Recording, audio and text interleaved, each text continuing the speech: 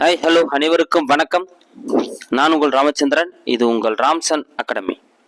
நண்பர்களே, நம்ம பாருங்கள், டெட் எக்ஸாமுக்கான சயின்ஸ் தான் வந்து டெஸ்ட் நேற்று வச்சுருக்கோங்க. ஓகேங்களா? ஸோ கொஞ்சம் தவிர்க்க முடியாத காரணங்களால் வந்து போஸ்ட்போன் பண்ணியிருந்தோம். இன்றைக்கி கொஞ்சம் அவுட் ஆஃப் ஸ்டேஷனில் இருந்துட்டேன், அதனால் பண்ண முடியல. ஓகேங்க, இப்போ வந்து நம்ம வந்து உங்களுக்கு வந்து டெஸ்ட் வந்து நடந்துடும். ஓகேங்களா? இன்றைக்கி 3 வீடியோஸாக வந்து நடக்க போகுது. என்ன அப்படின்னா, ஸோ நம்ம 6th வந்து கொஸ்டின் கொஞ்சம் குறைவாக தான் எடுத்திருந்தோம். இப்போது 7ஆம் வகுப்பு முதல் பருவத்திலிருந்து ஒரு 50 கேள்வி, 7ஆம் வகுப்பு 2ஆம் பருவத்திலிருந்து ஒரு 50 கேள்வி, 7ஆம் வகுப்பு 3ஆம் பருவத்திலிருந்து ஒரு 50 கேள்வி, மொத்தம் 150 கேள்விகள் வந்து உங்களுக்கு 7th புக்லேருந்தே கொடுக்க போகிறேன். ஓகேங்களா? ஸோ அப்போ இதுவே உங்களுக்கு வந்து பயங்கரமாக யூஸ்ஃபுல்லாக வந்து இருக்கும். இதே போல் இதுக்கப்புறம் இருக்கக்கூடிய எல்லா புக்ஸுமே வந்து உங்களுக்கு கொஸ்டின்ஸ் அதிகமாக தான் இருக்கும். சயின்ஸ் இருக்கட்டும், சோசியல் இருக்கட்டும், ரெண்டுமே. ஓகேங்களா? சரிங்க. அப்போ முதல்ல இந்த வீடியோவில் நம்ம பார்க்க போகிறது என்னன்னா, முதல் பருவத்துக்கான 50 கேள்விகள் பார்க்க போகிறோம். ஏன் நான் ஒரே வீடியோவில் பார்க்கல அப்படின்னா, ஒரே வீடியோவில் பார்த்தோம் அப்படின்னா அது 1 GB மேலே போயிடும் அந்த வீடியோ. அதை அப்லோட் பண்ணுறதுக்கு எனக்கு ரொம்ப சிரமமாக இருக்கும், என் நேரங்கள் ரொம்ப எடுக்கும். அதனால தான் நான் 3 வீடியோவாக கொடுக்குறேன். உங்களுக்கும் வந்து ரொம்ப நேரம் கண்டினியூ அட்டன் பண்ணாமல் கொஞ்சம் பிரேக் விட்டு அட்டன் பண்ணாமல் இருக்கும், உங்களுக்கும் ஈஸியாக இருக்கும். ஓகேங்களா? சரிங்க, வாங்க நம்ம வீடியோக்குள்ளே போகலாம். ஸோ அதுவும் நம்ம சேனலுக்கான புதுசாக வந்து நம்ம சேனலை சப்ஸ்கிரைபும் பண்ணிக்கோங்க. கூட பக்கத்தில் இருக்கிற பெல் பட்டனை கிளிக் பண்ணி நோட்டிஃபிகேஷன் ஆல் அப்படின்றதையும் கொடுத்துக்கோங்க. அப்போ தான் நம்ம போகிற வீடியோஸ் எல்லாமே உங்களுக்கு உடனடியாக வந்துட்டு இருக்கும். சரிங்க, அப்படியே ஒரு லைக் பட்டனை போட்டு விடுங்க. லைக் போட்டதுக்கப்புறம் ஹைப் வரும், ஹைப்பையும் போட்டு விடுங்க. சரி, நம்ம இன்னைக்கான கொஸ்டின் பார்க்கலாம் பாருங்க. First question. ஓகேங்களா? ஸோ டெஸ்ட் அட்டன் பண்ணுங்க. ஒரு 50 ஒரு பேப்பர் எடுத்துக்காங்க. ஒரு பேப்பர் எடுத்துன்னா 50 நம்பர் போட்டுவிட்டு டெஸ்ட் ABCன்னு போட்டு அட்டன் பண்ணுங்க. எது தப்புன்னு பண்ணுறீங்க, எத்தனை சரி பண்ணுறீங்கன்றத கமெண்ட்ல தெரியப்படுத்துங்க. ஓகேங்களா? அப்போ தான் நீங்கள் அந்த அந்த விஷயங்கள்லாம் நீங்கள் ஃபாலோ பண்ணிங்கன்னா தான் உங்களுக்கு வந்து இந்த இடத்த தப்பு பண்ணிக்கிறீங்க, அதை தப்பு பண்ணிக்கிறீங்க, எத்தனை தப்பு பண்ணிக்கிறீங்கன்னு உங்களுக்குள்ள ஒரு இது வரும். ஸோ மார்க்கை வந்து கமெண்ட்ல போடுங்க. அதுக்காகலாம் பால் மாறாதீங்க. ஓகேங்களா? ஸோ சரி, ஃபர்ஸ்ட் கொஸ்டின் பார்க்கலாம் பாருங்க. கூற்றை கவனி. ஸோ 3 கூற்றுகள் கொடுக்கப்பட்டிருக்கு. இதில் எது சரி எது தவறுன்றதை பார்த்து ஆன்சர் எடுங்க பார்க்கலாம்.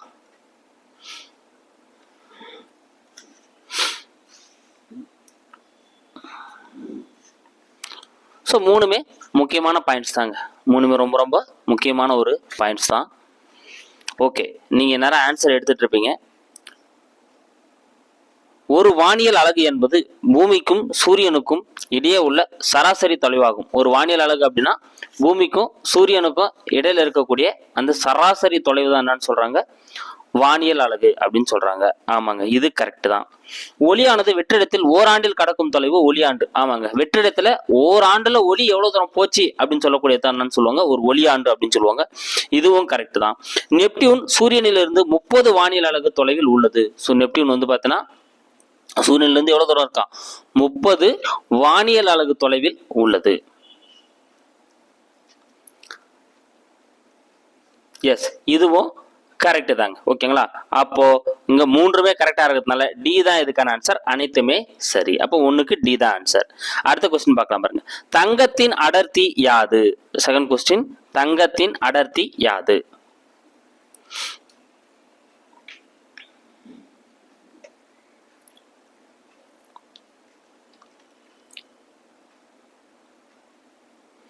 சூப்பர், நீங்க ஆன்சர் எடுத்துட்டு இருப்பீங்க. இதுக்கான answer 19,300 kilogram by metres cube. ஓகேங்களா? கிலோகிராம் பை மீட்டர்ஸ் கியூப் அப்படின்றத இதுக்கான ஆன்சர். அப்ப சி தான் வந்து இதுக்கான ஆன்சர். ஓகேங்களா?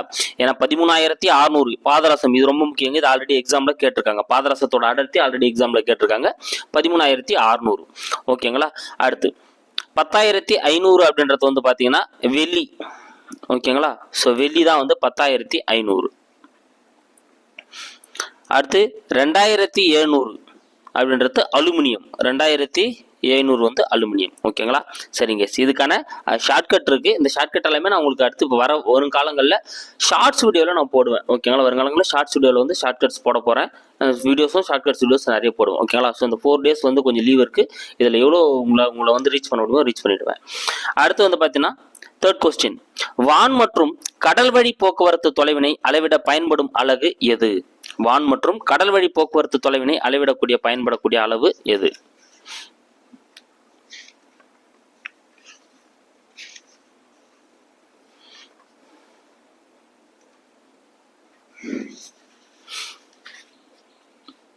சூப்பர், இதுக்கான ஆன்சர் என்னதுங்க, நாட்டிக்கல் மைல். ஓகேங்களா? ஸோ நாட்டிக்கல் மைல் அப்படின்ற அந்த தொலைவு தான் என்ன பண்றாங்க, அளக்க பயன்படுத்துறாங்க. அப்ப பி தான் வந்து இதுக்கான ஆன்சர்.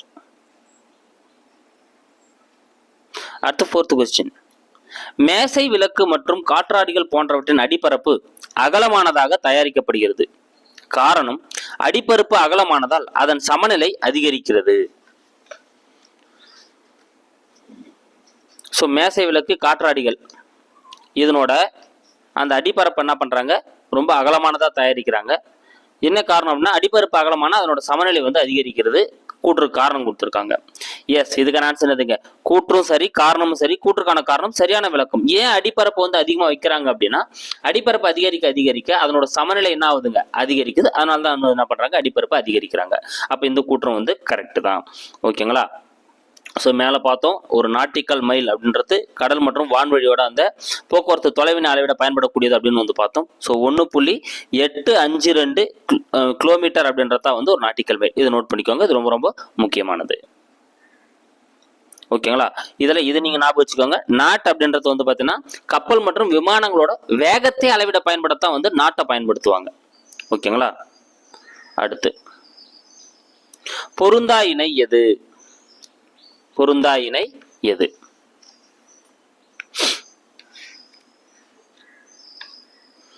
சூப்பர், ஆன்சர் எடுத்துட்டு இருப்பீங்க என்ன நீங்க. ஸோ இதுக்கான ஆன்சர் என்ன வரும் அப்படின்னு வந்து பார்த்தீங்கன்னா வெப்பநிலை கெல்வின் கரெக்டு தான். ஏன்னா எஸ்ஐ அளவுகள் கொடுக்கப்பட்டிருக்கு. மின்னோட்டம் அப்படின்னா ஆம்பியர் கரெக்டு தான். ஒளிச்செறிவு அப்படின்னா வந்து பார்த்தீங்கன்னா கேண்டிலா. ஒளிச்செறிவுன்னா என்ன வரணுங்க, கேண்டிலான்னு வரணும். ஓகேங்களா. ஸோ அப்போ ஒளிச்செறிவு அப்படின்னா கேண்டிலான்னு வரணும். பொருளின் அளவுனா மோல் கரெக்ட் தான். ஓகேங்களா. ஸோ ஒளினா லைட்டுங்க, கேண்டில் இருந்து லைட் வரும் அப்படின்னு ஞாபகம் வச்சுக்கோங்க, மறக்காது. ஓகேங்களா. ஒளிச்செறிவு அப்படின்னா கேண்டிலா. ஒழுங்கற்ற வடிவம் கொண்ட பொருளின் கன அளவு காண உதவுவது. ஸோ ஒரு ஒழுங்கற்ற ஒரு வடிவம் இருக்குது, ஒரு பொருள் இருக்குது, அதனோட கன அளவை நம்ம கண்டுபிடிக்கணும் அப்படின்னா அதுக்கு உதவக்கூடியது எது? இந்த கொஸ்டின் ரொம்ப முக்கியமான ஒரு கொஸ்டினுங்க, கேட்கறதுக்கான வாய்ப்புகள் இருக்கு.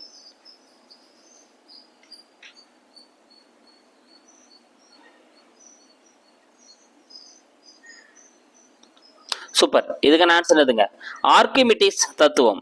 ஸோ ஆர்கிமிடிஸ் தத்துவம் தான் வந்து பார்த்தீங்கன்னா ஒழுங்கற்ற வடிவம் கொண்ட ஒரு பொருளோட கன அளவு அளக்க உதவுதுங்க. ஓகேங்களா.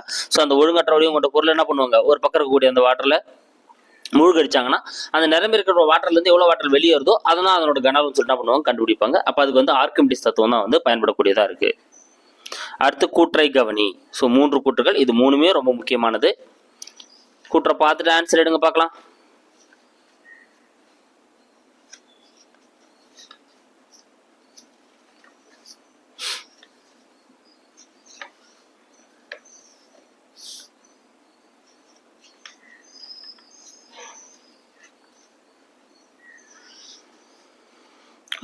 சூப்பர், இதுக்கான ஆன்சர் என்ன அப்படின்னு பார்க்கலாம் பாருங்க. ஸோ கூற்றை கவனி. ஒரு கேலன் அப்படின்னா 3785 லிட்டர். 3785 லிட்டர். அப்போ ஏவே இங்கே 1வது கூற்றே தவறா இருக்கு, 3785ன்னு வரணும். ஓகேங்களா. ஒரு அவின்ஸ் அப்படின்னா 30 மில்லி லிட்டர் கரெக்ட் தான். ஒரு குவார்ட் அப்படின்னா 1 லிட்டர் கரெக்ட் தான். அப்போ 2, 3 மட்டும் தான் அங்கே சரியா இருக்கு. அப்போ இதுக்கான ஆன்சர் பிங்க 3785 மில்லி லிட்டர் தான் வந்து பார்த்தீங்கன்னா ஒரு கேலன். அடுத்து கூற்றை கவனி. ஓகேங்களா. ஸோ நிறைய கொஸ்டின்ஸ் இப்படி தான் இருக்கும், ஏன்னா உங்களுக்கு நிறைய தகவல்கள் சேர்க்கணும் அப்படின்றதுனால நான் இப்படி கொடுத்துருப்பேன். வெற்றிடத்தில் ஒளியின் திசை வேகம் 3 × 10⁸ மீட்டர் பை வினாடி. பிராக்சிமா சென்டாரி என்பது நமது பூமியிலிருந்து சூரிய குடும்பத்தில் 4.22 ஒளியாண்டு தொலைவில் உள்ளது. பூமியின் அண்டத்தின் மையத்திலிருந்து 25,000 ஒளியாண்டு தொலைவில் உள்ளது.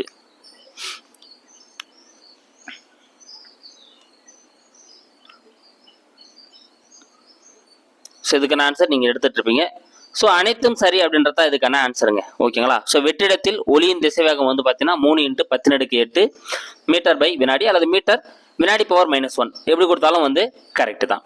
ஓகேங்களா. இதே வந்து பார்த்தீங்கன்னா பிராக்சிமா சென்டாரின்றது நம்மளுக்கு அருகில் இருக்கக்கூடிய அந்த நட்சத்திரம், அது நம்மளுக்கு வந்து தெரியும். ஓகேங்களா. அது பூமியிலிருந்து சூரிய குடும்பத்தில் 4.22 ஒளியாண்டு தொலைவில் இருக்கு. பூமியோட அண்டத்தின் மையத்திலிருந்து 25,000 ஒளியாண்டு தொலைவில் வந்து இந்த பிராக்சிமா சென்டாரி வந்து காணப்படுது. எல்லாமே சரிதான். பூமிக்கும் சூரியனுக்கும் இடையே உள்ள சராசரி தொலைவு. பூமிக்கும் சூரியனுக்கும் இடையே உள்ள சராசரி தொலைவு. சூப்பர். பூமிக்கும் சூரியனுக்கும் இடையே உள்ள சராசரி தொலைவு தான் நம்ம என்னன்னு சொல்லுவோம், வானியல் அலகு அப்படின்னு நம்ம சொல்லுவோம். என்னன்னு சொல்லுவோம், வானியல் அலகு அப்படின்னு நம்ம வந்து சொல்லுவோங்க. ஓகேங்களா. ஸோ அப்போ அந்த வானியல் அலகோட அலகு என்ன அப்படின்னு பார்த்தோன்னா இதுக்கான ஆன்சர் அனைத்துமே சரி. யாரெல்லாம் டி எடுத்தீங்களோ அவங்க நல்லா படிச்சிருக்கீங்க. ஸோ 1.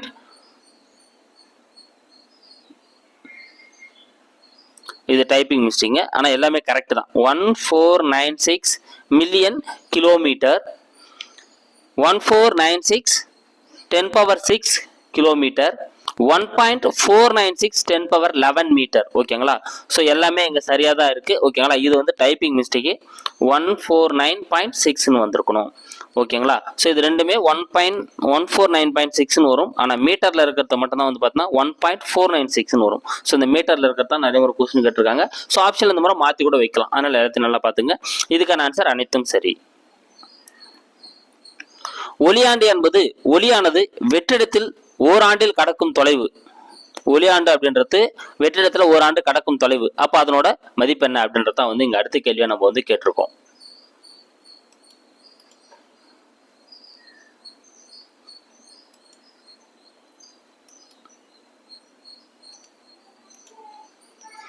சூப்பர். ஒரு ஒளியாண்டு என்னதுங்க 9.46 × 10⁻15 மீட்டர். 9.46 × 10⁻15 மீட்டர். இந்த வானியல் அலகு ஒளியாண்டு ரெண்டுமே ரொம்ப முக்கியமானது. நல்லா ஞாபகம் வச்சுக்கோங்க. அப்ப டி தான் அதுக்கான ஆன்சர். கப்பல் மற்றும் விமானங்களின் வேகத்தை அளவிட பயன்படும் அலகு. ஓகேங்களா. இப்பதான் நான் இந்த விஷயத்தை அங்கேயே சொல்லிட்டு வந்துட்டேன். கப்பல் மற்றும் விமானங்களோட வேகத்தை அளவிடக்கூடிய பயன்படக்கூடிய அலகு எதுன்னு பார்த்தீங்கன்னா நாட். ஓகேங்களா. தொலைவை அளக்கக்கூடிய பணக்கு வந்து நாட்டிக்கல் மைல், எவ்வளவு தொலைவில் இருக்குன்னு. வேகத்தை அளவிடக்கூடியது நாட். இதனால கிளியரா ஞாபகம் வச்சுக்கோங்க. ஒரு நாட்டிக்கல் மைல் என்பது, இந்த கொஸ்டின் நான் இப்போ அங்கே தாங்க சொல்லிட்டு வந்தேன். ஒரு நாட்டிக்கல் மைல் என்பது எத்தனை கிலோமீட்டர்? சூப்பர். 1.852 கிலோமீட்டர். 1.852 கிலோமீட்டர் உடையது தான் வந்து பார்த்தீங்கன்னா ஒரு நாட்டிக்கல் மைல். அப்போ சி தான் இதுக்கான ஆன்சர். பொருந்தா இணை எது? இது ரொம்ப முக்கியங்க. இது ஆல்ரெடி எக்ஸாம்ல கேட்டிருக்காங்க. இதுல இருந்து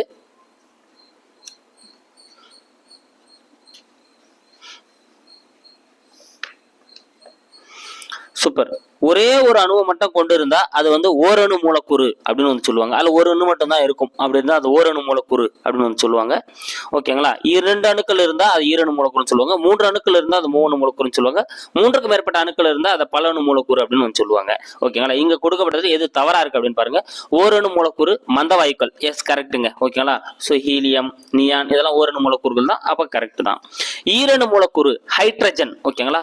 ஆமா கரெக்ட் தான். ஓகேங்களா. ஸோ ஹைட்ரஜனா இருக்கட்டும், நைட்ரஜனா இருக்கட்டும், சோ இதெல்லாம் வந்து பாத்தீங்கன்னா ஆக்சிஜனா இருக்கட்டும், இதெல்லாமே ஈரணு மூலக்கூறுகள். ஏன்னா 2 அணுக்களா இருக்கும். அடுத்து மூவணு மூலக்கூறு கார்பன் மோனாக்சைடு. என்னதுங்க? தவறுங்க. ஓகேங்களா.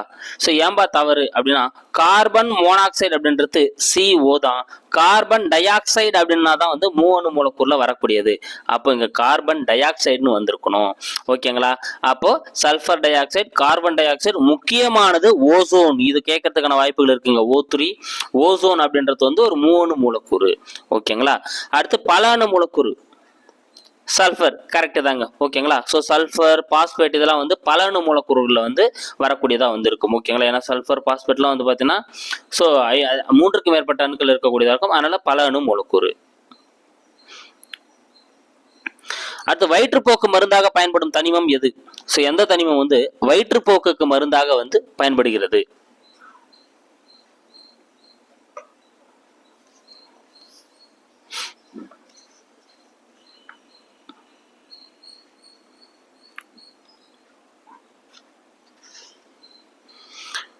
சூப்பர். இதுக்கான ஆன்சர் என்ன அப்படின்னு வந்து பாத்தீங்கன்னா பிஸ்மத். ஓகேங்களா. ஸோ பிஸ்மத் அப்படின்றது வந்து பாத்தீங்கன்னா வயிற்றுப்போக்கு மருந்தா வந்து பயன்படக்கூடியது. அப்ப டி தான் வந்து இதுக்கான ஆன்சர். அடுத்து பொறுத்துக. ஸோ எந்தெந்த தனிமங்களை எது எதுக்கு பயன்படுத்துறாங்க அப்படின்றத அங்க கொடுக்கப்பட்டிருக்குங்க. ஸோ பொருத்தி ஆன்சர் எடுங்க பார்க்கலாம்.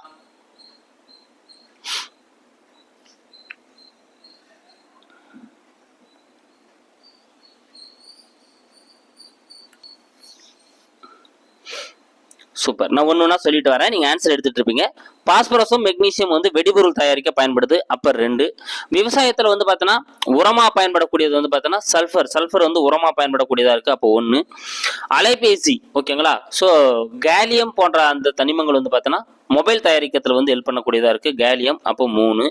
ஓகேங்களா. கணினி சிப்புகள் தயாரிப்பில் வந்து பார்த்தீங்கன்னா சிலிகான்ஸ். ஸோ சிலிகான்ஸ் வந்து கணினி சிப்புகள் தயாரிப்பில் வந்து பயன்படக்கூடியதாக இருக்குது. அப்போ 2, 1, 3, 4 எங்கே இருக்கு பாருங்க, பியில் இருக்கு பாருங்க. அப்போ இதுக்கான ஆன்சர் வந்து பி தான். முதலில் தனிமம் என்ற வார்த்தையை பயன்படுத்தியவர் யார்? ஸோ முதல்ல தனிமம் அப்படின்ற வார்த்தையை பயன்படுத்தியவர் யார்?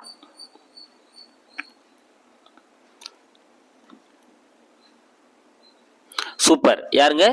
Robert boil. ராபர்ட் பாயில் தான் வந்து முதல்ல தனிமம் அப்படின்ற வார்த்தையை வந்து என்ன பண்ணிருப்பாரு, பயன்படுத்தியிருப்பாரு.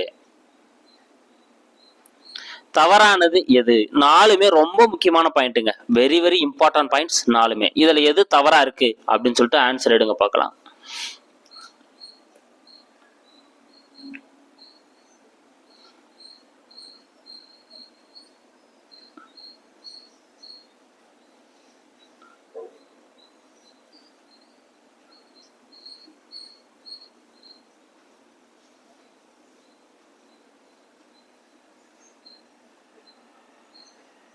ஓகே, நீங்க ஆன்சர் எடுத்துட்டு இருப்பீங்க. இதுக்கான ஆன்சர் என்ன அப்படின்னு பார்க்கலாம் பாருங்க.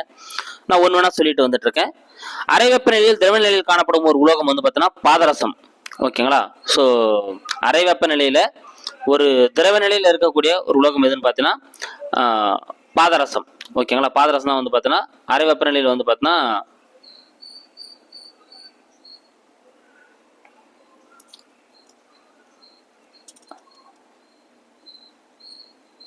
திரவ நிலையிலேங்க. இது டைப்பிங் மிஸ்டேக். திண்ம நிலை. ஓகேங்களா. ஸோ திண்ம நிலையில் இருக்கக்கூடிய ஒரு உலோகம் அப்படின்னா வந்து பார்த்தீங்கன்னா பாதரசம்னு வந்திருக்கணும். அரை வெப்பநிலை திரவ நிலையில் இருக்கக்கூடிய அலோகம்னா புரோமின் வந்திருக்கணும். ஓகேங்களா. இது கொஞ்சம் கன்ஃபியூஸ் ஆயிருக்கு. இங்க கரெக்டாக கொடுத்துருக்கு பாருங்க. அரை வெப்பநிலையில் திரவமாக காணப்படும் ஒரு அலோகம் அப்படின்னா புரோமின். இது கரெக்ட் தான். ஓகேங்களா. அரை வெப்பநிலையில் திண்ம நிலையில் காணப்படக்கூடிய ஒரு உலோகம் அப்படின்னு வந்து பார்த்தீங்கன்னா அது வந்து பாதரசம். ஓகேங்களா. ஸோ திண்மன்னு வந்திருக்கணுங்க.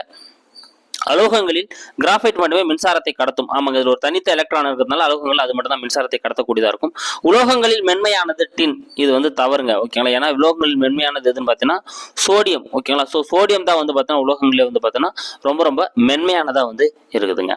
ஓகேங்களா. அப்போ இது டைப்பிங் மிஸ்டேக். அதனால் அதுவும் கரெக்ட் தான். டி தான் வந்து இதுக்கான ஆன்சர். உலோக போலிகளில் பொருந்தாதது எது? ஸோ கீழே கொடுக்கப்பட்டுள்ள உலோக போலிகளில் பொருந்தாதது எது?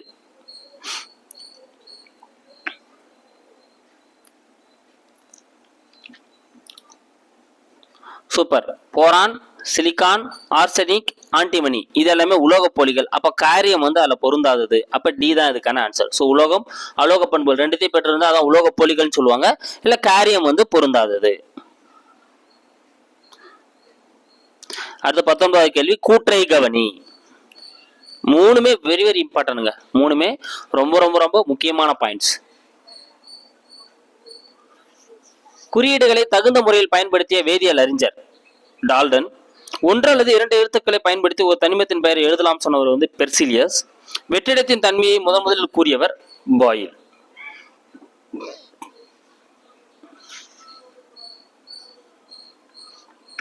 எஸ், எல்லாமே கரெக்ட் தாங்க. அப்ப டி தான் இதுக்கான ஆன்சர். ஸோ குறியீடுகளை தகுந்த முறையில் பயன்படுத்திய முதல் வேதியியல் அறிஞர் வந்து டால்டன். கரெக்ட் தான்.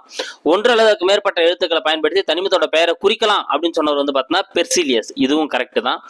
வெற்றிடத்தோட தன்மையை முதலில் கூறியவர் ராபர்ட் பாயில் அப்படின்னா அதுவும் கரெக்ட் தான். ஓகேங்களா. அப்ப எல்லாமே சரிதான். அப்ப டி தான் இதுக்கான ஆன்சர். சல்பரின் அணுக்கட்டு எண்ணை புளோரின் அணுக்கட்டு எண்ணால் வகுக்க கிடைப்பது எதன் அணுக்கட்டு எண்?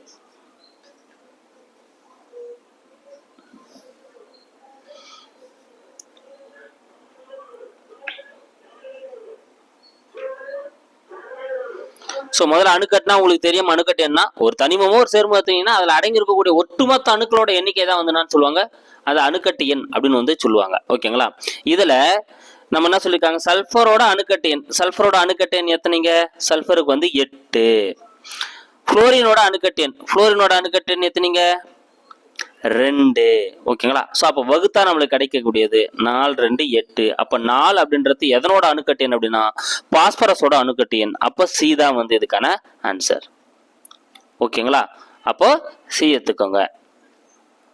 அடுத்து 21வது கேள்வி. ஒரு நேனோமீட்டர் என்பது டேஷ். ஒரு நேனோமீட்டர் என்பது டேஷ்.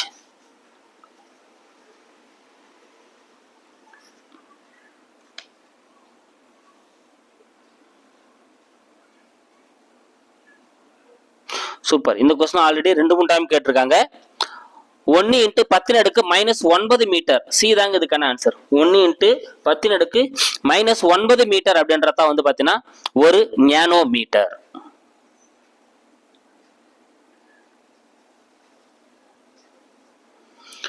அடுத்த கொஸ்டின், ஓர் அணுவில் எதிர்மின் சுமை பெற்ற துகள்களை கண்டறிந்ததற்கு எதிர் சுமை பெற்றுள்ள துகள்களை கண்டறிந்ததற்கு ஜே தாம்சனுக்கு எந்த ஆண்டு நோபல் பரிசு வழங்கப்பட்டது?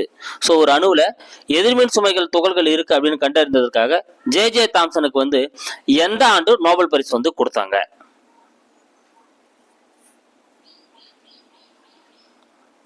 சூப்பர். எந்த ஆண்டுங்க? 1906. பி தான் இதுக்கான ஆன்சர். ஓகேங்களா? ஸோ இவர் தான் தர்பூசணி பழ மாதிரியை வந்து இவர் தான் சொல்லியிருப்பார். அதையும் ஞாபகம் வச்சுக்கோங்க. தங்கத்தகடு அணு ஆய்வு, இது ரொம்ப முக்கியமானதுங்க. தங்கத்தகடு அணு ஆய்வு சோதனையை செய்தவர் யார்? தங்கத்தகடு அணு ஆய்வு சோதனையை செய்தவர் யார்?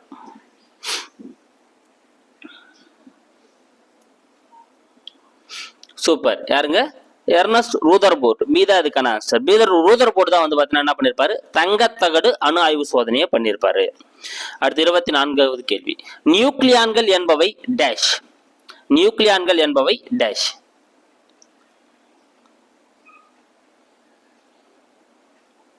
சூப்பர். இதுக்கான ஆன்சர் என்னதுங்க? புரோட்டான் மற்றும் நியூட்ரான். Proton plus neutron. புரோட்டானும் நியூட்ரானும் சேர்ந்து தான் எப்படி அழைக்கப்படுது அப்படின்னா நியூக்ளியான்கள் அப்படின்னு சொல்லிட்டு என்ன பண்ணப்படுதுங்க? அழைக்கப்படுது. ஓகேங்களா? அப்ப சி தான் வந்து இதுக்கான ஆன்சர். அலுமினியத்தின் நிறை எண் 27. அலுமினியத்தோட நிறை எண் வந்து 27. அதில் 13 எலக்ட்ரான்கள் உள்ளன எனில் அதில் உள்ள நியூட்ரான்களின் எண்ணிக்கை யாது?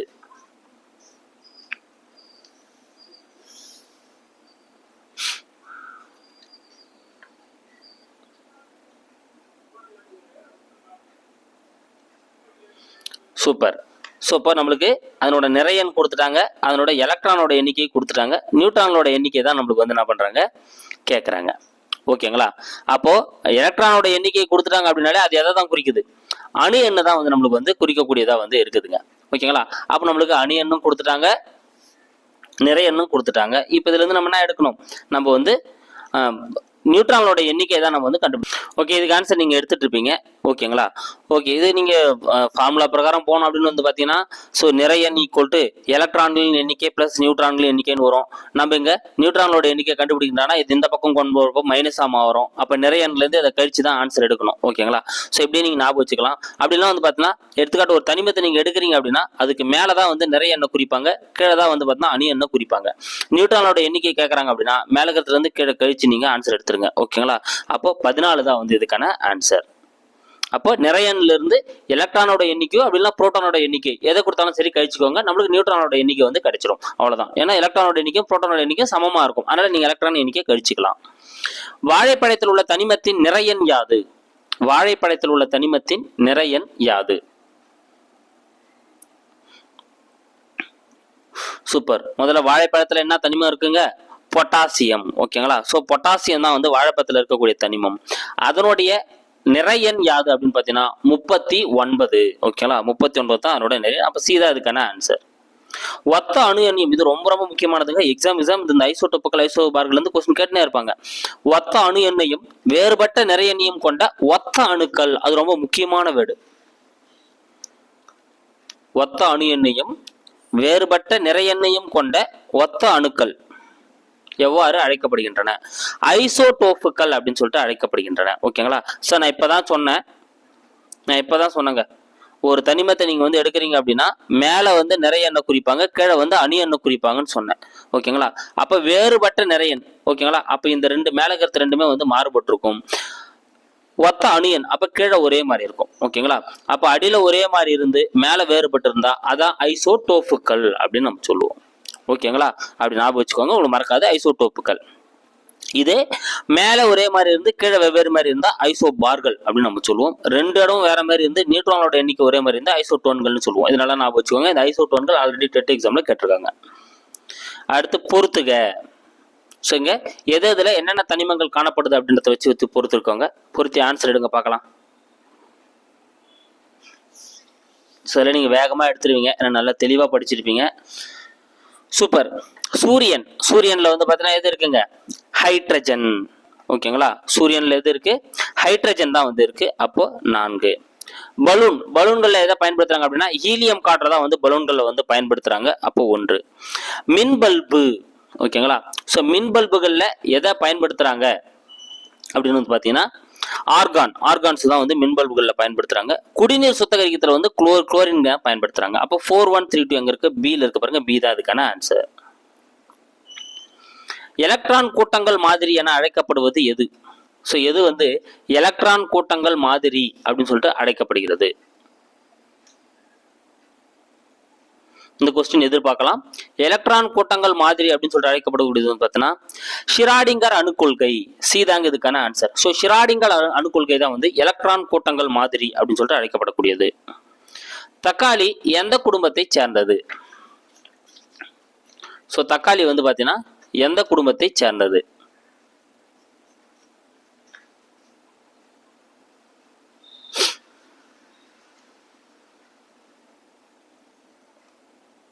சூப்பர். தக்காளி வந்து சொலானேசி குடும்பத்தை சேர்ந்தது. அப்ப பி தாங்க வந்து இதுக்கான ஆன்சர். தக்காளி சொலானேசி குடும்பத்தை சேர்ந்தது. துண்டாதல் மூலம் இனப்பெருக்கம் செய்பவை எவை? துண்டாதல் மூலம் இனப்பெருக்கம் செய்யக்கூடியது எது?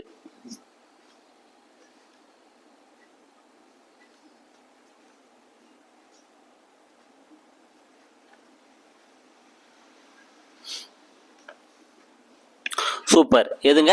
ஸ்பைரோகைரா. ஸோ ஸ்பைரோகைரா என்ன பண்ணும் அப்படின்னு வந்து பார்த்தீங்கன்னா 2ஆ உடையும். உடஞ்சி திருப்பி என்ன பண்ணும்? அது ஒரு புதிய உயிரியா மாறும். ஸோ இதான் வந்து துண்டாதல் மூலமா இனப்பெருக்கம் செய்யக்கூடியது வந்து பார்த்தீங்கன்னா ஸ்பைரோகைரா. ஓகேங்களா? ஸோ ஈஸ்ட் அப்படின்றது வந்து பார்த்தீங்கன்னா மொட்டு விடுதல். ஓகேங்களா? ஸோ மொட்டு விடுதல் மூலமா இனப்பெருக்கம் செய்யக்கூடியது. இதே வந்து பார்த்தீங்கன்னா பிரயோஃபைட் அப்படின்னா வந்து பார்த்தீங்கன்னா ஸ்போர் உருவாதல். பிரயோஃபைட்ல வந்து பார்த்தீங்கன்னா ஸ்போர் உருவாதல் மூலமா இனப்பெருக்கம் செய்யக்கூடியது. ஓகேங்களா? ஆனால் இதுக்கான ஆன்சர் ஸ்பைரோகைரா தான் வந்து துண்டாதல் மூலமா இனப்பெருக்கம் செய்யக்கூடியது. அடுத்து 32வது கேள்வி. கூற்றை கவனி. உலகின் பெரிய மற்றும் அதிக எடை உள்ள விதை இரட்டை தேங்காய் ஆகும். இது 18 கிலோ எடை கொண்டது. தாவர உலகின் மிகச்சிறிய விதை ஆர்கிட் விதைகள் ஆகும். பாருங்க, இதுக்கான ஆன்சர் என்ன வரும்னு எடுங்க பார்க்கலாம். பார்த்துட்டு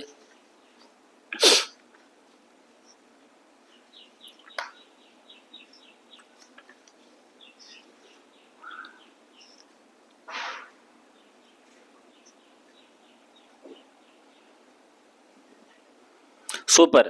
அனைத்துமே சரிதாங்க. இதுக்கான ஆன்சர் எது? டி தான் ஆன்சர். அனைத்துமே கரெக்டாக தான் இருக்கு. ஸோ உலகின் பெரிய மற்றும் அதிக எடை உள்ள விதைனா இரட்டை தேங்காய். இது வந்து பார்த்தா 18 கிலோ எடை கொண்டதாக இருக்கும்.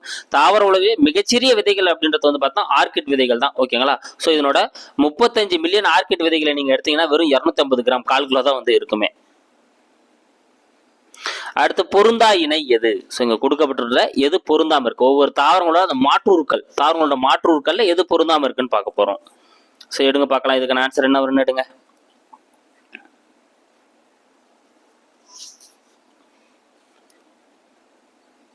சூப்பர். இதுக்கான ஆன்சர் என்ன வரும்னு பார்க்கலாம் பாருங்க. முட்டு வேர்கள். ஓகேங்களா? ஸோ முட்டு வேர்கள் அப்படின்றது வந்து பார்த்தீங்கன்னா ஆலமரம் வரக்கூடாது, தவறுங்க. ஓகேங்களா? ஏன்னா ஆலமரம் அப்படின்றது துணை வேர்கள். ஆலமரம்ன்றது எதில் வரக்கூடியதுங்க? துணை வேர்கள்ல வரக்கூடியதான் வந்து பார்த்தீங்கன்னா ஆலமரம். அப்போ இதான் இங்க வந்து தவறா இருக்கு. ஸோ பற்று வேர்கள்னா வெற்றிலை, கரெக்ட் தான். சுவாச வேர்கள்னா அவிசினியா வந்து சுவாச வேர்களா வந்து என்ன பண்ணுறதுக்கு மாறக்கூடியதா இருக்கு. வாயு பரிமாற்றத்துக்கு வந்து சுவாச வேர்களா மாறுது. ஆஸ்டோரியா அப்படின்னா வந்து பார்த்தீங்கன்னா உறிஞ்சி வேர்கள். ஓகேங்களா? ஸோ உறிஞ்சி வேர்கள் வந்து பார்த்தீங்கன்னா ஆஸ்டோரியா. இதுவும் வந்து கரெக்டாக தான் வந்து இருக்கு. ஓகேங்களா? அப்போ இங்க ஏதா வந்து தவறா இருக்கு. அப்போ இதுக்கான ஆன்சர் என்னதுங்க? ஏதா வந்து இதுக்கான சரியான ஆன்சர். அடுத்து 34. கூற்றை கவனி. டெங்கு.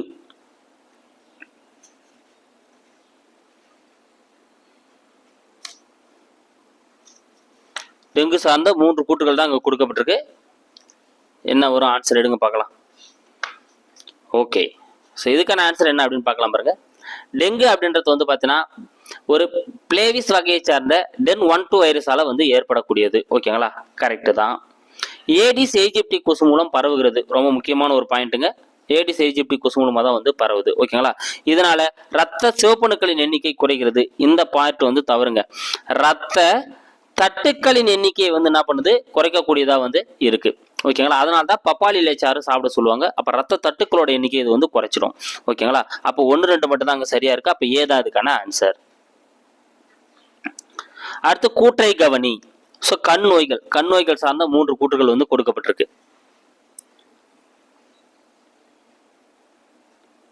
மாலை கண் நோய், விட்டமின் ஏ குறைபாடு. ஆமாங்க, கரெக்ட் தான். விழி வெண்படல அழற்சி, இது எதால ஏற்படுது அப்படின்னா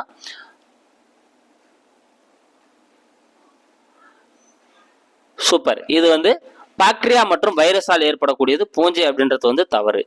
வண்ண குருட்டுத்தன்மை வந்து ஒரு மரபணு நிலை நோய், இது கரெக்ட் தான். அப்போ 1, 3 தான் அங்க சரியா இருக்கு. அப்ப இதுக்கான ஆன்சர் எதுங்க? சி தான் வந்து இதுக்கான ஆன்சர். அடுத்து பிசிஜி என்பது என் நோய்க்கான தடுப்பூசி ஆகும். ஸோ பிசிஜி அப்படின்றது எந்த நோய்க்கான தடுப்பூசியா வந்து பயன்படுத்துறாங்க? சூப்பர், ஏதாங்க இதுக்கான ஆன்சர். காசநோய். ஸோ பிசிஜி அப்படின்றது வந்து பார்த்தீங்கன்னா காசநோய்க்கான தடுப்பூசியா தான் வந்து பயன்படுத்துறாங்க. அடுத்து 37, அனரெக்சியா என்பது எந்த நோயுடன் தொடர்புடையது? அனரெக்சியா அப்படின்றது எந்த நோயுடன் தொடர்புடையது? சூப்பர், அனரெக்சியா அப்படின்னா வந்து பார்த்தீங்கன்னா பசியின்மை. அனரெக்சியானா என்னதுங்க? பசியின்மை, பசியே எடுக்காது, அதான் அனரெக்சியான்னு சொல்லுவாங்க. இது வந்து மஞ்சள் காமாலை, ஹெப்படைட்டிஸ் உடன் தொடர்புடையதான் வந்து பார்த்தீங்கன்னா இந்த அனரெக்சியா அப்படின்றது. அப்ப சீதா அதுக்கான ஆன்சர். அடுத்து 38வது கேள்வி பாருங்க. 3 கூற்றுகள் வந்து கொடுக்கப்பட்டிருக்கு. ஸோ இதுல எது சரி தவறு அப்படின்றத கண்டுபிடிங்க பார்க்கலாம். சூப்பர், நீங்க நேரம் ஆன்சர் எடுத்துட்டு இருப்பீங்க. மஞ்சள் காமாலை அப்படின்றது வந்து பாத்தீங்கன்னா ஹெபடைட்டிஸ் வைரஸ். ஓகேங்களா, கரெக்ட் தான். தட்டம்மை அப்படின்றது வாரிசல்லா வைரஸ், கரெக்ட் தான். வெறிநாய்க்கடி அப்படின்றது ரேபிஸ் வைரஸ், இதுவும் கரெக்ட் தாங்க. அப்ப இங்க எல்லாமே சரியா இருக்கிறதுனால டி தான் இதுக்கான ஆன்சர். அனைத்துமே வந்து இங்க கரெக்டா இருக்கு. அடுத்து 39வது கேள்வி பாருங்க. ஹைட்ரோபோபியா என்பது டேஷ். ஹைட்ரோபோபியா என்பது டேஷ். சூப்பர், ஹைட்ரோபோபியா அப்படின்னா என்னன்னு பாத்தீங்கன்னா நீரை கண்டு பயப்படுதல். ஸோ ரேபிஸ் வெறிநாய்க்கடியால பாதிக்கப்பட்டவங்க நீரை கண்டு பயப்படுவாங்க, அதுதான் ஹைட்ரோபோபியா அப்படின்னு சொல்லுவாங்க. அடுத்து பொறுத்துக, இது ரொம்ப ரொம்ப முக்கியமானதுங்க. இது 4மே ரொம்ப ரொம்ப முக்கியமானது. ஸோ கரெக்டா பொறுத்துங்க பார்க்கலாம்.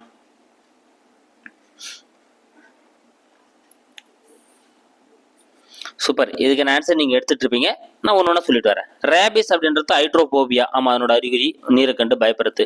ஹெப்படைட்டிஸ் அப்படின்றது வந்து பாத்தீங்கன்னா மஞ்சள் காமாலை. ஸோ மஞ்சள் நேரத்துல சிறுநீர் வரக்கூடியதா இருக்கும், கரெக்ட் தான். காசநோய்க்கான அந்த இது வந்து மைக்கோபாக்டீரியம் டியூபர்குலோசிஸ். ஓகேங்களா, அப்ப கரெக்ட் தான். டைஃபாய்டு வந்து சால்மோனெல்லா டைஃபி, அப்ப கரெக்ட் தான். அப்போ நேருக்கு நேர் எல்லாமே புரிஞ்சிருக்கிறதுனால ஏதா அதுக்கான ஆன்சர் 1, 2, 3, 4. பாக்டீரியா நோய்களில் பொருந்தாதது எது? ஸோ கீழே கொடுக்கப்பட்டுள்ள பாக்டீரியா நோய்களில் பொருந்தாதது எது?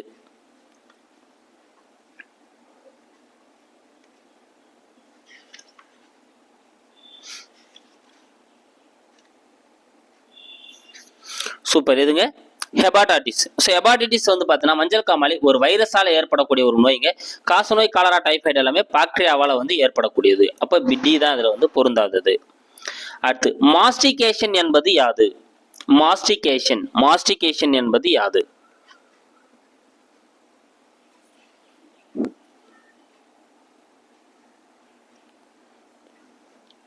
ஸோ மாஸ்டிகேஷன் அப்படின்னா வந்து பார்த்தீங்கன்னா ஒரு உணவை வந்து நம்ம மெல்லக்கூடிய அல்லது ருசிக்கக்கூடிய செயல். டி தாங்க இதுக்கான ஆன்சர். மாஸ்டிகேஷன் அப்படின்றது ஒரு உணவை மெல்ல அல்லது ருசிக்கக்கூடிய செயல். அடுத்து கூற்றை கவனி. ஸோ திருப்பி இது 3மே ரொம்ப முக்கியம். இப்போதான் அங்கே பார்த்துட்டு வந்திருப்போம். ஸோ காசநோய் அப்படின்னா மைக்கோபாக்டீரியம் டியூபர்குலோசிஸ், கரெக்ட் தான். காலரா அப்படின்றது வந்து பார்த்தீங்கன்னா விப்ரியோ காலரே. டைஃபாய்டு அப்படின்னா சால்மோனெல்லா டைஃபி. ஸோ எல்லாமே கரெக்டாக இருக்கு. அப்போ டி தான் இதுக்கான ஆன்சர். வாரிசல்லா என அழைக்கப்படுவது எது? ஸோ வாரிசல்லா அப்படின்னு சொல்லிட்டு அழைக்கப்படுவது எது?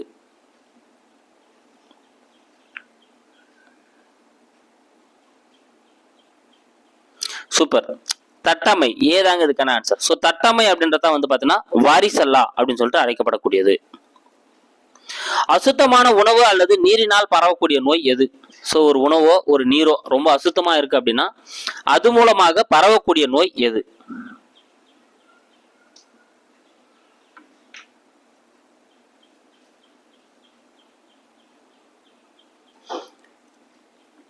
சூப்பர், இதுக்கான ஆன்சர் என்னதுங்க? காலரா. ஓகேங்களா. ஸோ அசுத்தமான உணவு மற்றும் நீர் மூலமா பரவக்கூடிய நோய் வந்து பார்த்தீங்கன்னா காலரா தான் வந்து பரவக்கூடியதுங்க. ஓகேங்களா. அப்போ பி தான் வந்து இதுக்கான ஆன்சர். அடுத்து முதலுதவி என்பதன் நோக்கம் யாது? முதலுதவி, ஸோ ஃபர்ஸ்ட் எய்ட் கொடுக்குறோம் இல்லைங்க, அப்ப முதலுதவி அப்படின்றதோட நோக்கமே அது. சூப்பர். எதுங்க? வலி நிவாரணம். டி தாங்க இதுக்கான ஆன்சர். ஸோ வலி நிவாரணம் தான் வந்து முதலுதவி அப்படின்றதோட நோக்கம். அடுத்து கூற்றை கவனி.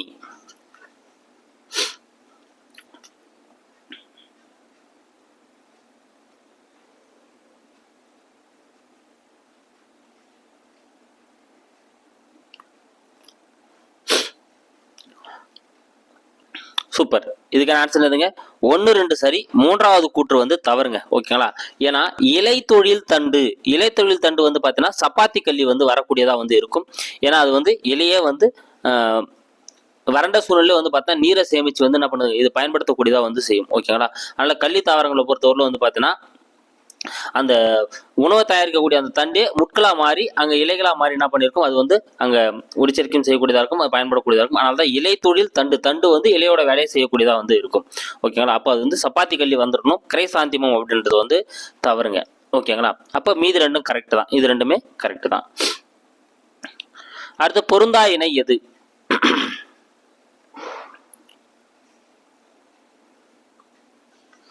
ஸோ இதெல்லாமே தரகீழ் தண்டு, அதாவது பூமிக்கு அடியில் இருக்கக்கூடிய அந்த தண்டு எப்படி உருமாற்றம் அடைஞ்சிருக்கு அப்படின்றது தான். மட்ட நில தண்டு இஞ்சி, கரெக்ட் தாங்க. மட்ட நில தண்டு வந்து இஞ்சி. கந்தம் அப்படின்னா சேப்பங்கிழங்கு, சேப்பங்கிழங்கு, சேனைக்கிழங்கு, இது கரெக்ட் தான். கிழங்கு அப்படின்னா சேனைக்கிழங்கு, தவறுங்க. ஏன்னா கிழங்குனா வந்து பார்த்தீங்கன்னா உருளை. ஸோ சேனைக்கிழங்கும் சேப்பங்கிழங்கும் கந்தத்துல வரக்கூடியது, கிழங்கு அப்படின்னா உருளையில வரணும். குமிழம் அப்படின்னா வந்து பார்த்தீங்கன்னா பூண்டு அல்லது வெங்காயம், இது வந்து குமிழத்துல வரக்கூடியது, இது கரெக்ட் தான். அப்ப சீதா அங்க தவறா இருக்கு. சீதா இதுக்கான ஆன்சர். அடுத்து 49வது கேள்வி. பொறுத்துக. ஸோ பொருத்தி ஆன்சர் எடுக்க பார்க்கலாம்.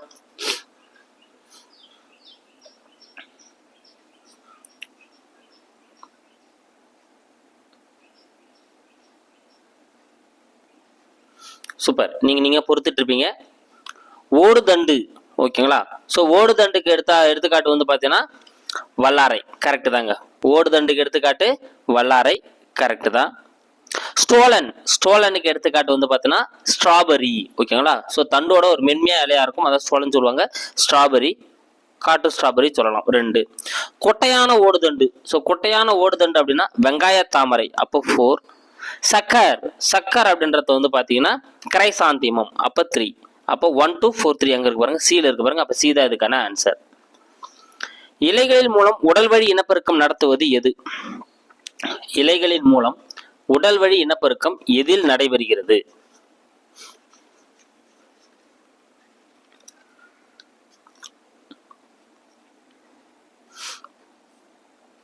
சூப்பர். எதலங்க? பிரயோஃபில்லம், ஏதான் இதுக்கான ஆன்சர். ஸோ இலைகளின் மூலமாக உடல் வழி இனப்பெருக்கம் வந்து பார்த்தீங்கன்னா பிரயோஃபில்லம்ல வந்து பார்த்தீங்கன்னா நடைபெறக்கூடியதா வந்து இருக்கு. ஓகேங்களா? ஸோ கைஸ், வெற்றிகரமா முதல் பருவத்தில் ஒரு 50 கேள்வி வந்து கொடுத்துருக்கேன். ஸோ போதுமான அளவுக்கு நான் உங்களுக்கு வந்து எடுத்து கொடுத்துருக்கேங்க. ஸோ கண்டிப்பாக இது உங்களுக்கு வந்து பயனுள்ளதாக இருந்திருக்கும். ஸோ நல்லா படிச்சிருந்தீங்க அப்படின்னா நல்லா இருந்திருக்கும். ஸோ படிக்கலாம். இந்த டெஸ்ட் அட்டன் பண்ணாலே உங்களுக்கு ஒரு முதல் பருவம் ஃபுல்லாக கவர் பண்ண ஒரு ஃபீல் வந்து உங்களுக்கு இருந்திருக்கும். ஓகேங்களா? ஸோ அதே போல 2ஆம் பருவம், ஓகேங்களா, ஒரு 1 hour டைம் எடுத்துக்கோங்க. இல்லை 1 hour 1.5 hour வந்து பார்த்தீங்கன்னா அடுத்த பருவம் உங்களுக்கு வந்து அப்லோட் ஆகிடும். அதனால நீங்க ரெடியா இருங்க. இந்த டெஸ்ட் அட்டன் பண்ணிட்டீங்கன்னா 2ஆம் பருவம் ஒரு ரிவிஷன் கொடுத்துட்டு கூட ரெடியா இருங்க. ஓகேங்களா? ஸோ இன்னைக்குள்ள கண்டிப்பா 3 பருவத்தை நான் முடிச்சிடுவேன். ஏன்னா நீங்க ஈவினிங் நான் சோசியல் டெஸ்ட் போடணும். Thank you guys. ஸோ அடுத்து 1 hour 1.5 hour கேப்ல 3 டெஸ்ட் உங்களுக்கு வந்து அப்லோட் ஆகிடும். ஸோ ரெடியா இருங்க. அடுத்த டெஸ்ட்டுக்கு ரெடியா இருங்க. Thank you guys. Bye bye. Mark எவ்வளோன்றதை கமெண்ட்ல சொல்லுங்க.